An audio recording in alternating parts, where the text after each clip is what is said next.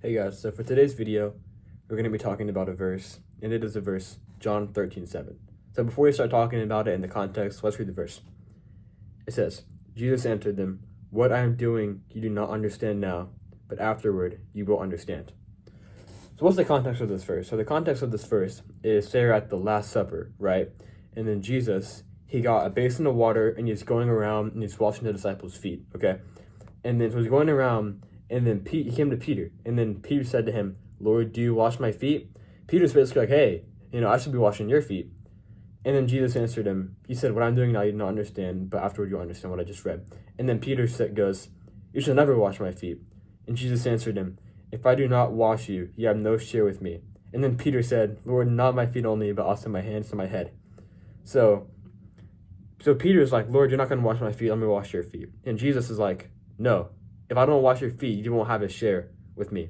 And Peter's like, "Okay, wash my whole body then." So, yeah.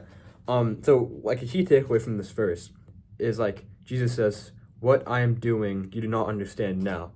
Okay, like think about that. Like all the things now that could be crazy that are going on, that could be making you just like frustrated and stuff. Jesus says, "You do not understand." He says, let me find it real quick. He goes, "You do not understand now, but afterward you will understand."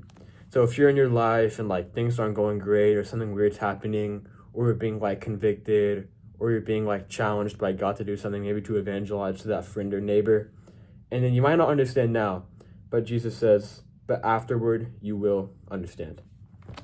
So today, as you go out your day, remember that maybe you feel convicted to do something, or you're feeling called, or maybe you feel like God's pushing you to talk to that person, or do this or do that.